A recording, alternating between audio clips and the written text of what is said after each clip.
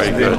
Bob, Ben Davison, the trainer for Tyson Fury, before the fight, said it was going to be tough. He said that the southpaw style was going to give some problems to Tyson, and he was right. Just what do you think about those first 4 or 5 rounds? It seems like it took Tyson to get into his groove.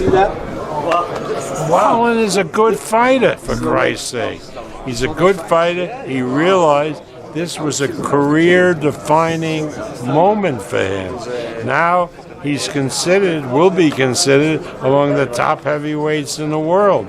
We knew that. We knew that when he was selected as the opponent. I kept calling them, and I said, "Are you sure you want to fight this guy?" And they said, "Yeah." So, I mean, it was a great test. He got a lot of work. I mean, it gets him ready for the Wilder fight next year.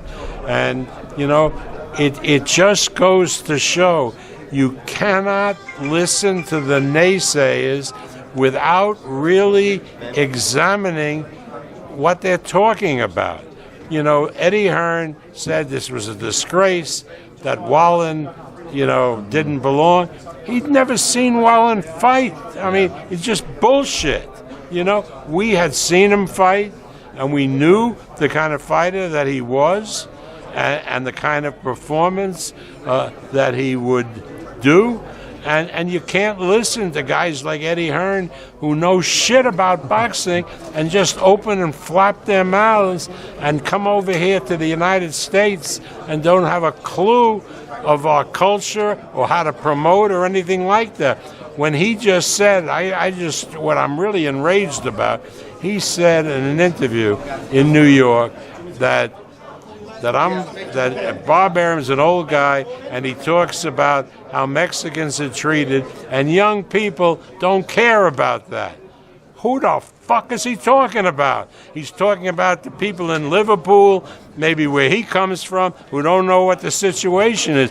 But you better believe young people of all ethnic groups care about how badly Mexicans are treated in this country. Bob, early in that fight, I sensed a lot of nervousness throughout the arena. How nervous were you after about 5-6 rounds? Well, because of the cut. Once Carl came, I know that the referee told the scorer, which he's supposed to, that it was from a legal blow. I didn't hear that because I was removed from it. But Carl was there, and he heard it. And he told Todd and myself that it was from a legal blow, which meant that if they stopped the fight at any point, Tyson Fury would have lost. It's not like it's a headbutt and he's bleeding and they stop the fight, because then they go to the scorecard. No danger there. Bob, obviously we saw tonight anything can happen in boxing. We saw with the cut. Is there any concern? Wilder's supposed to fight late November. If anything were to happen with that, is there any concern or game plan moving forward for Tyson? I hope that Al Heyman was watching the fight tonight. I assume that he was.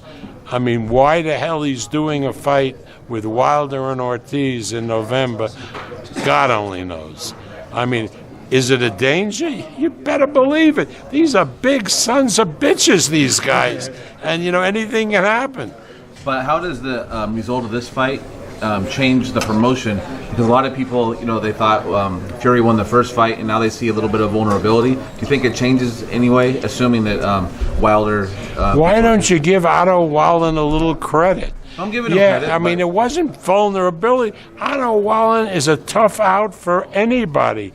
He's a courageous guy. He knows how to fight. He takes a good punch. But do you think it builds the fight more just because that's the only guy besides Wilder we've seen hurt Fury out of all the guys he's fought before? Well, I didn't see him get hurt. Well, you get in the 12th round, he got stunned a little bit. He wasn't knocked out. I mean, don't make up shit. Bob, Emmanuel Navarrete, another impressive title defense. He says his time at 122 is having issues. I saw Ray Vargas there tonight. Any chance of making that fight, that unification bout? Ray came over to me before. They brought him over. Bob Yalen is a good friend of his. Brought him over, and he said he wanted to fight Navarrete. Now, again, that was before he watched Navarrete tonight. So if he still wants to fight Navarrete, I think it would be a great fight. Was there room on your fall schedule, or do you think it's all booked up? Would that be early for next year? Be early for next year. Okay. Bob, Thanks, Bob. did you happen to catch Devin Haney's performance last night? No, I didn't. I read about it, and it was, it was good. Devin Haney is a very, very good fighter. I just hope they're taking their time with him, because he does have the talent to really be a star. If they're going to rush him, and in the hands of Eddie Hearn, who doesn't know crap about boxing, that's a danger. He may flame out. Eddie last night said that he was going to make an offer to a huge offer for the low. Eddie's got to stop talking about my fighters and other fighters of other promoters, or else we're going to put a tortious interference suit right up his ass, and it'll float back to England. Thank you, guys. Thank you, Bob.